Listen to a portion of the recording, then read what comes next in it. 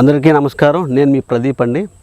So Pradeep forms నున్న గ్రామం అండి. విజయవాడ నుంచి 15 కిలోమీటర్లు నూజివీడు హైవే ఆనుకుని బైపాస్ రోడ్లోనే ఉంటుంది. సో ఈరోజు మనం పెరువియన్ జాతి కోళ్ళ గురించి మాట్లాడుకుందాం. ఈరోజు తెలుగు రాష్ట్రాల్లో ఈ మధ్యకాలంలో ఎక్కువగా వినపడుతున్న పేరు పెరువియన్ జాతి కోళ్ళండి. సో అందరూ కూడా ప్రజెంట్ ట్రెండ్ అనమాట. సో ఏ రోజు ఏ ట్రెండ్ ఉందో ఆ ట్రెండ్ ప్రకారం మనం కూడా నడిస్తే మార్కెట్లో మనకి గుర్తింపు ఉంటుంది, వ్యాపారం అనేది ఉంటుంది. సో దాన్ని దృష్టిలో పెట్టుకుని జనాలందరూ కూడా ఆ పెరువియన్ అడుగుతున్నారని చెప్పి మేము కూడా ఈ బ్రీడ్ని తీసుకురావడం జరిగింది. దాంతో ఇన్బ్రీడ్ తీసుకొచ్చి పెరువియన్ క్రాసు, తర్వాత పెరువియన్తోనే పెట్టలు పుంజులతో క్రాస్ చేసి పెరువియన్ ఒరిజినల్ బ్రీడ్ని కూడా చాలా అందరికీ అందుబాటు ధరలో తీసుకురావడం జరిగింది. మొదట్లో ఒక 3 సంవత్సరాల క్రితం పెరువియన్ వచ్చేసరికి ఒకరోజు పిల్ల 10,000 నుంచి 20,000 రూపాయలకు అమ్మేవాళ్ళు. ఆ స్థాయి నుంచి ఈరోజు పెరువియన్ ఒరిజినల్ పిల్ల 3,500 రూపాయల నుంచి 6,000 రూపాయలకి వచ్చేలాగా, ఒక నెల పిల్ల వచ్చేసరికి మనకి 6,000 రూపాయలకి వచ్చే విధంగా మేము అందరికీ అందించడం జరిగింది. మేము పెరువియన్ స్టార్ట్ చేసిన తర్వాత ఆల్మోస్ట్ 50-70% రేట్లని కూడా డ్రాప్ అవడం జరిగింది. అసలు ఈ పెరువియన్ బ్రీడ్ అనేది ఎక్కడి నుంచి వచ్చింది, దీని యొక్క ప్రత్యేకత ఏంటి అనేది మనం చెప్పుకుందాం. ఈ పెరువియన్ అనేది బ్రీడ్ అనేది మనకి ఇతర దేశాల్లో వాళ్ళ యొక్క పందాల కోసం వాడే బ్రీడ్ అండి. ఇందులో వచ్చేసరికి మనకి బాగా ఫాస్ట్గా అవి దెబ్బలాడే గుణం ఉంటుంది. మన ఆంధ్ర బ్రీడ్ ఏదైతే ఉందో మన కోళ్ళలో వచ్చేసరికి స్టామినా, బాడీ తత్వం, పెద్ద బాడీ తత్వము, పెద్ద ఇసుర్లు ఎలా అయితే ఉంటాయో, పెరువియన్ వచ్చేసరికి మందాంతో కంపేర్ చేస్తే చాలా చిన్న కోడి. ఎత్తు పరంగా కానీ బాడీ పరంగా కానీ చూసుకుంటే చిన్నగా ఉంటుంది. కానీ దాని యొక్క వేగము, దాని యొక్క దెబ్బలాట అనేది చాలా స్పీడ్గా ఉండడం వల్ల దాన్ని మన జాతి కోడితో క్రాస్ చేసి వచ్చిన వాటిని పందాలకంటూ వాడటం జరుగుతుంది. సో ఈరోజు మనం చూసుకుంటే పెరువియన్ క్రాస్ అనేది ఎక్కువ మార్కెట్లో వాడుతున్నారు. ఆల్మోస్ట్ మన బ్రీడ్ అంతా కూడా ఇన్బ్రీడ్ చేసేసారు పెరువియన్తో. సో మా దగ్గరకు వచ్చేసరికి పెరువియన్ ఒరిజినల్ పెట్టలు వచ్చేసరికి అంటే ఓన్లీ పెరువియన్ పెట్టలు ఒక 11 పెట్టలు దాకా ఉన్నాయి. ఇందులో రేట్ వచ్చేసరికి ఓన్లీ ఒక పెట్ట రేటే 150,000, మిగతా పెట్టలన్నీ కూడా 60,000 రూపాయలు. అదే పెరువియన్ ఒరిజినల్ పుంజు ధర వచ్చేసరికి 1,50,000 నుంచి 3 లక్షల దాకా కూడా డిపెండ్స్ క్వాలిటీ అండి. సో ఎలాగంటే మనం రోడ్డు మీద 5 రూపాయలకి టీ తాగొచ్చు, క్యాంటీన్లోకి వెళ్ళి 10 రూపాయలు తాగొచ్చు, అదే హోటల్లోకి వెళ్ళి 5 స్టార్ హోటల్లోకి వెళ్ళి 100 రూపాయలకి టీ తాగొచ్చు. అలాగే సో పెరువియన్ అని పేరు కనబడంగానే అది తక్కువ రేటు కాదు, ఎక్కువ రేటు కాదు, డిపెండ్స్ క్వాలిటీని బట్టి దాని రేట్ అనేది ఉంటుంది. అండ్ ఇది ఇంత రేటు పెట్టి ఎవరు కొంటారు, ఎక్కడ కొంటారు అని చెప్పి చాలామంది అంటుంటారు. సో దీని గురించి తెలిసిన వాళ్ళు మాత్రమే, అంటే మన ఏపీ తెలంగాణలో 13 నుంచి 15 కోట్ల మంది జనాభా ఉంటే 13 కోట్ల మంది 15 కోట్ల మందికి దీని గురించి తెలియదు. కాబట్టి అందులో గట్టిగా దీని గురించి తెలిసిన వాళ్ళు ఒక 5,000 నుంచి 10,000 మందే ఉంటారు. సో ఈ 5,000 నుంచి 10,000 మందికి ఇది కావాలి కాబట్టి వాళ్ళకి మేము సర్వీస్ ఇస్తున్నాము. సో ఇది అందరికీ అందుబాటులో వచ్చిన, ఇది అందరికీ ఉపయోగపడేది కూడా కాదు. సో అందరు కోడంటే కోసుకునే దానిలా చూస్తారు. కోడంటే కోసుకునేది కాదు, అన్నం కోసం వాడతారు, వ్యాపారం కోసం వాడుతున్నారు, అదేవిధంగా పందాల కోసం వాడుతుంటారు. ఇక రకరకాల పర్పస్లు ఉంటాయి అన్నమాట. మన జాతి కోళ్ళకి దగ్గరగానే ఉంటాయండి. అయితే మొదట్లో కొంచెం మేత విషయంలో కానీ వాతావరణ విషయంలో కొంచెం ఇబ్బంది పడ్డా నెమ్మదిగా వాటిని అలవాటు చేసుకుంటూ రావాలి, మన మేతలో తీసుకొచ్చుకోవాలి. సో తీసుకొచ్చిన కొత్తలో మనం ఏం చేస్తుంటే వాటికి అలవాటు అవ్వడం కోసం బాగా వీక్ అయిపోయి ఉంటాయి ట్రాన్స్పోర్ట్లో. వచ్చినప్పుడు కొంచెం బ్రెడ్, మజ్జిగ ఇలా నెమ్మదిగా మన మేతలు వడ్లు, రాగులు, సజ్జలు వీటిలో తీసుకొచ్చుకున్న తర్వాత ఇవి మనకు అలవాటు పడతాయి. ఇప్పుడు పూర్తిగా ఇవి మన వాతావరణానికి అనుకూలంగా ఉన్నాయి. అండ్ ఈ పెరువియన్కి పొదిగే గుణం అనేది ఉండదు, అందుకని ఎక్కువ గుడ్లు పెడతా ఉండదు. సో దానివల్ల ఎందుకంటే ఎక్కువ ప్రొడక్షన్ వస్తుంది. అంటే మన దగ్గర 10 పెట్టలు ఉన్నా సరే యావరేజ్గా రోజుకి 5 గుడ్లు దాకా వస్తాయి. అవి పెరిగినసరికి కురసలండి, అంటే మనవి వచ్చేసరికి బోన్ పవర్ ఎక్కువ అండ్ హైట్ బాగుంటాయి, మంచి డబల్ బాడీలో వస్తాయి, అన్నీ కూడా ఎక్కువే. దీనికి వచ్చేసరికి ఏంటంటే చాలా చిన్నగా, సైజ్ తక్కువ, హైట్ తక్కువ, వెయిట్ తక్కువ వస్తుంటాయి. సో దీన్ని మనం బ్రీడ్తో ఇన్బ్రీడ్ చేయడం వల్ల ఏంటంటే మనకి మంచి వెయిట్ గల కోడి, మంచి స్పీడ్ గల కోడి రావడం జరుగుతుంది అనమాట. సో ఈ పెట్టలు అనేది పొదుడు అనేది ఉండకపోవడం వల్ల మనకి యావరేజ్గా మంత్లీ 10 గుడ్లు తగ్గకుండా 10 నుంచి 15 గుడ్లు నాన్ స్టాప్ వస్తూనే ఉంటాయండి. అదే కూడా ఇది 3 to 4 ఇయర్స్ దాకా మనం మంచిగా ఎగ్ ప్రొడక్షన్ చేసుకోవచ్చు. మంచి చిక్స్ కూడా వస్తాయి, క్వాలిటీగా వస్తాయి. డిపెండ్స్ ఫీడ్ అనమాట. వాడికి మంచి high protein, calcium, vitamin, minerals అన్నీ ఇవ్వగలిగితే సో మంచి గుడ్లు ప్రొడక్షన్ వస్తుంది. అండ్ బ్రీడింగ్కి వచ్చేసరికి 2 రకాలండి. మనం ఫ్రీ రేంజ్లో వేయాలనుకుంటే 4 నుంచి 5 పెట్టలు పెట్టలని ఒక పుంజుకి ఫ్రీ రేంజ్లో వదిలేయవచ్చు. అలా కాకుండా మనం తాడేసి పుంజు కనుక వదిలినట్లయితే ఒక 10 పెట్టల దాకా వేసుకోవచ్చు. ఆ 10 పెట్టలో ఏ పెట్ట అయితే గుడ్లు పెడుతుందో ఆ పెట్టే వచ్చి క్రాస్ చేసుకోవడం వల్ల రోజుకి ఒక 4-5 పెట్టలు గుడ్లు పెట్టినా దాని వరకు సరిపోతుంది. సో 10 పెట్టలు వేసి కనుక మనం తాడు కనుక వేయకపోతే ఎక్కువగా అన్ఫెర్టిలిటీ ఎగ్స్, గాలి గుడ్లు అనేవి రావడం జరుగుతుంది. దానివల్ల పిల్లలు అవ్వు, మనకి ఎగ్స్ అనేది వేస్ట్ అయిపోతుంది. ఇప్పుడు ఇది ఎలా చూస్తారంటే పెరువిన్ క్వాలిటీస్ 30%, 25%, 25-30%, 50-60%, 75-80%, 90% అండ్ 100% అని ఉంటుందండి. ఎలాగంటే ఒక ఒరిజినల్ పెరుగు పుంజు 100% అయితే దాన్ని మన ఇండియన్ బ్రీడ్ పెట్టతో వేస్తే ఇండియన్ బ్రీడ్లో పెరుగు క్వాలిటీస్ లేవు కాబట్టి 0, ఇది 100, రెండు కలిపితే 100/2 బ్రీడ్స్ కలిసినాయి కాబట్టి /2 చేస్తే యావరేజ్గా 50% పెరుగు క్వాలిటీస్ వచ్చే అవకాశం ఉంది. 50 రావచ్చు, 60 రావచ్చు, 45 కూడా రావచ్చు. సో ఆ వచ్చిన 50% పెరుగు పెట్టని మళ్ళీ ఒరిజినల్ పెరుగు పుంజుతో క్రాస్ చేస్తే ఇది 50%, ఇంకోటి 100% /2 వేస్తే 75% రావచ్చు, 80% కూడా రావచ్చు. అదే 50% వచ్చిన పెరుగు క్రాస్ పెట్టని మన ఇండియన్ బ్రీడ్ పుంజుతో క్రాస్ చేస్తే /2 వేస్తే అది 25% అవ్వచ్చు, 30% అవ్వచ్చు. ఈ విధంగా ఉంటుందండి. రెండు పెరుగు పెట్ట పుంజుని కనుక క్రాస్ చేస్తే 100 + 100 /2 వేస్తే 100% పెరుగు వచ్చే అవకాశం ఉంది. ఈ విధంగా మనం క్వాలిటీ అనేది చూడొచ్చు.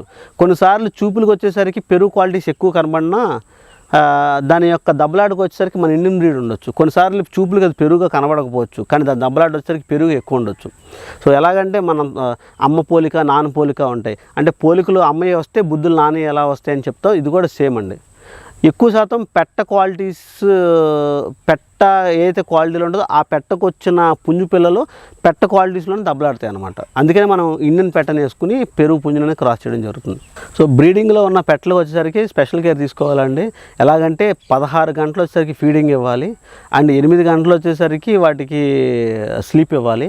సో ఈ 16 గంటలు ఫీడింగ్ ఇచ్చిన తర్వాత దాన్ని బంధించుకోకుండా ఫ్రీ రేంజ్లో, అంటే మార్నింగ్ 6 నుంచి ఈవినింగ్ 6 దాకా ఫ్రీ రేంజ్లో తిరిగిన తర్వాత రిమైనింగ్ ఆ 4 అవర్స్ ఏదైతే ఉందో అది కేజీలోకి షెడ్లోకి వెళ్ళిపోవడం జరుగుతుంది. 16 అవర్స్ ఫీడ్ తీసుకుంటే మనకి అందులో కూడా ప్రోటీన్ కంటెంట్ 10-14% మించి ఉండకూడదండి. అండ్ కార్బోహైడ్రేట్స్ కూడా బ్యాలెన్స్డ్గా ఇచ్చుకుంటే ఎగ్ ప్రొడక్షన్ ఎక్కువ వస్తుంటుంది. సపోజ్ ఏదైనా ఓవర్ వెయిట్ వచ్చిందనుకోండి, కోడి అక్కడే ఉండి తిరగకుండా ఉంటే మీకు ఎక్కువ కార్బోహైడ్రేట్స్ స్టోర్ అయిపోయి అది కొలెస్ట్రాల్ కింద, అన్వాంటెడ్ ఫ్యాట్ కింద ఉండిపోవడం వల్ల కోడికి గుడ్డు పెట్టడం ఆగిపోయింది. ఆ టైంలో ఏం చేయాలంటే స్పెషల్ డైట్ కింద దాన్ని తీసుకుని అచ్చంగా వడ్లేసి మేపుకోవడము, ఎక్కువ ఫైబర్ ఇవ్వడము అండ్ వాటర్ కంటెంట్ ఉన్న ఈ పుచ్చకాయ, దోసకాయ ఇవ్వడం వల్ల ఏంటంటే మళ్ళీ కోడి నార్మల్ స్టేజ్కి వచ్చి ఫ్యాట్ అంతా బర్న్ అయిపోయింది. సో అయిపోయిన తర్వాత మళ్ళీ రీస్టార్ట్ చేసుకుంటే ఎగ్స్ అనేది స్టార్ట్ అవ్వడం జరుగుతుంది అనమాట. సో కోళ్ళకైనా మనుషులకైనా సరే అండి, వచ్చిన తర్వాత ట్రీట్మెంట్ చేసుకోవడం కంటే రాకుండా జాగ్రత్తలు తీసుకోవడం మంచిది. వచ్చిన తర్వాత తగ్గించుకోవడం చాలా కష్టం. ఆ తగ్గిన తర్వాత కూడా దానికి వెయిట్ లాస్ ఉంటుంది, స్ట్రెస్ ఉంటుంది అండ్ బ్యాక్ అయిపోయింది. మళ్ళీ అది పాత స్థితికి రావడానికి చాలా టైం పట్టింది. సో కోడికి ముందుగా ఏమీ జబ్బులు రాకోకుండా, సిక్ అవ్వకుండా ఉండడం కోసం మనం దానికి ఇమ్యూనిటీ, మంచి హైజీనిక్ ఫుడ్, హైజీనిక్ వాటర్ ఇవ్వగలిగితే చాలా మంచిది.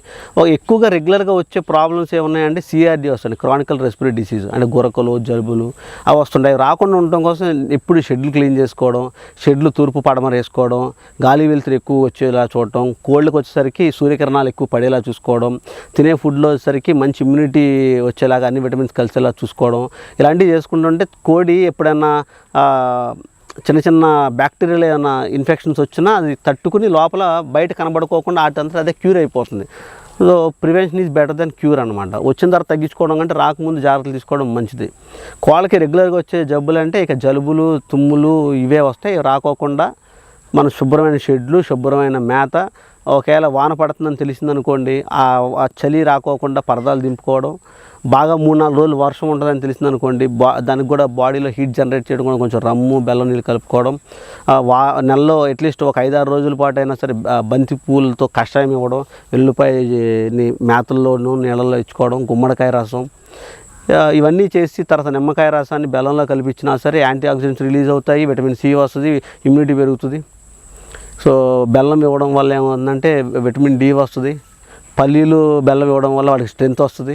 ఇవన్నీ మన న్యాచురల్ పద్ధతులు చేసుకుంటే కోడికి జబ్బు రాకుండా చూసుకోవడానికి ఉంటుంది. ఎప్పుడైనా కోడికి జబ్బు వచ్చింది వస్తుందని తెలుసుకోవడం ఎలాగంటే ఫీడ్ పెట్టిన తర్వాత మనం ఎప్పుడు కూడా ఈవినింగ్ ఫీడ్ తీసి మార్నింగ్ ఇచ్చే టైంలో కొంచెం గ్యాప్ తీసుకుని మనం ఫీడ్ ఇవ్వగలిగితే ఆ ఫీడ్ తీసుకుంటాక ఏవైతే పరిగెత్తుకుని వస్తుంటాయో అవి ఆరోగ్యంగా ఉన్నట్టు, ఏవైతే ఫీడ్ తీసుకోవడానికి రావో అవి నీరసంగా ఉన్నట్టు, ఆ నీరసంగా ఉన్న దాన్ని తీసుకుని సపరేట్ చేసుకుని ముందుగా మనం జబ్బును ఐడెంటిఫై చేయడం కష్టం కాబట్టి అప్పుడు దాకా అది బతుకుండాలంటే దానికి స్ట్రెంత్ కావాలి. కాబట్టి మీకు అందరికీ అందుబాటులో ఉండే జింకోబిట్ సిరప్ ఉంటుంది.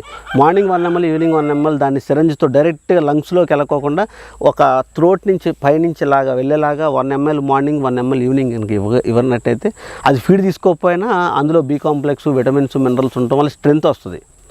ఆ స్ట్రెంత్తో అది కోడి నిలబడగలుగుతుంది. దాని తర్వాత ఈజీ డైజెషన్ కోసం ఇడ్లీలో కొంచెం మజ్జిగ కలిపి ఇవ్వండి, అది కూడా కొంచెం స్ట్రెంత్ ఉంటుంది. ఈలోపు మనం దాన్ని హాస్పిటల్ తీసుకెళ్ళి డాక్టర్కి చూపించి దాన్ని లిటర్ని బేస్ చేసుకుని గ్రీన్గా వెళ్తుందా, వైట్గా వెళ్తుందా, నీళ్ళగా వెళ్తుందా, ముక్కులోంచి తెమ్మడ ఏమైనా వస్తుందా, నోరులో ఏమన్నా ఫ్లమ్ ఏమైనా ఉందా, సో బోర ఏమైనా ఎండిపోయిందా, ఇవన్నీ మనం చెక్ చేసుకుని మనం డాక్టర్ కనుక ఇవ్వగలిగితే, డయాగ్నోస్ చేయగలిగితే వెంటనే ప్రాబ్లం రెక్టిఫై అయిపోతుంది. కోడికి జబ్బు వచ్చిన తర్వాత చనిపోవడం అంటూ జరగదండి. కోడి నీరసపడ్డ తర్వాత కనీసం 5 రోజుల నుంచి 10 రోజులకే చనిపోతుంది. ఈ 5 రోజుల్లో మనం నెగ్లిజెన్స్ వల్ల అది ఫీడ్ తీసుకోవట్లేదని మనం ఐడెంటిఫై చేయకపోతేనే డ్యామేజ్, లాస్ ఉంటుంది.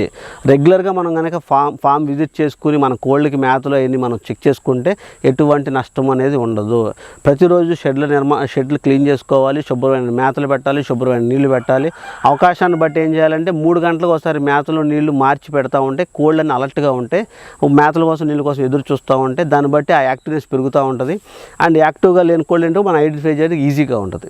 సో కొత్తగా ఈ ఫీల్డ్లోకి వచ్చేవాళ్ళు ఎవరైనా సరే ముందుగా మీరు తెలుసుకోవాల్సింది ఏంటంటే ఒక 10th క్లాసు కంప్లీట్ చేసిన ఎవరైతే ఉన్నారో వాళ్ళు నెక్స్ట్ వాళ్ళ ఫ్యూచర్లో వాళ్ళ యొక్క ఏం చేయాలనుకుంటున్నారు, ఇంజనీర్ అవుదాం అనుకుంటున్నారా, ఎంబీబీఎస్ చేయాలనుకుంటున్నారా, సివిల్స్ అనుకుంటున్నారా, ఇవన్నీ వాళ్ళకి ఎలా అయితే అవగాహన ఉంటుందో దాన్ని బట్టి వాళ్ళు చదవగలుగుతారో లేదో తెలుసో ఈ ఫీల్డ్లోకి వచ్చే వాళ్ళు తెలుసుకోవాలంటే డబ్బులు ఉన్నంత మాత్రాన కోళ్ళ ఫామ్ పెట్టేస్తాము, పెట్టినంత మాత్రాన అది సక్సెస్ అయిపోవాలని లేదు.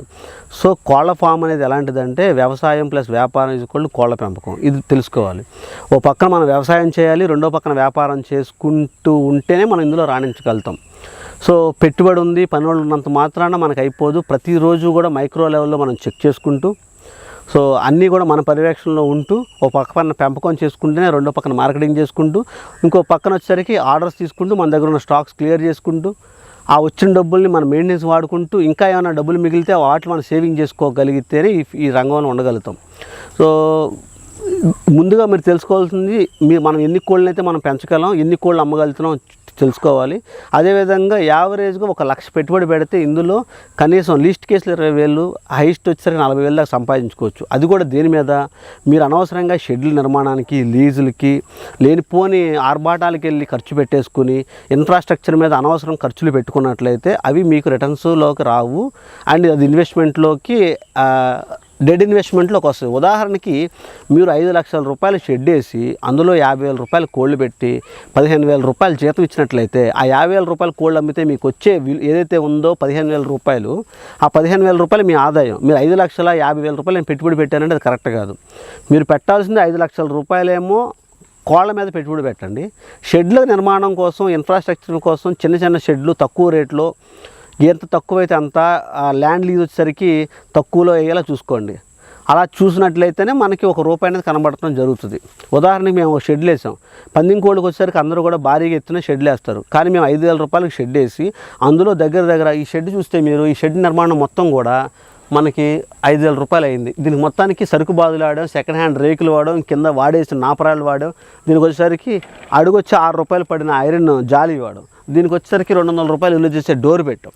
ఇందులో దగ్గర 4 నుంచి 5 లక్షల రూపాయలు విలువ చేసే కోళ్ళు వేసాం.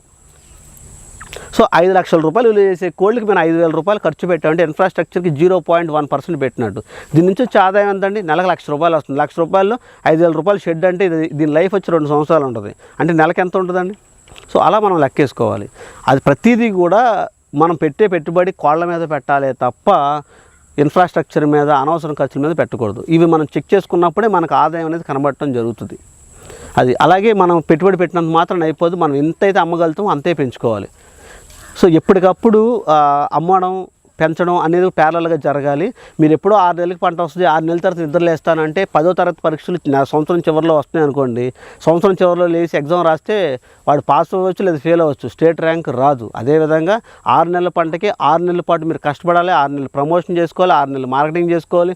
6 నెలలు మీరు కష్టపడితే 6 నెలలు పెంచిన పంటని మీరు 1 నెలలో అమ్ముకోగలుగుతారు. లేకపోతే 6 నెలలు పెంచిన పంటని ఇంకో 6 నెలలైనా సరే మీరు అమ్మలేరు.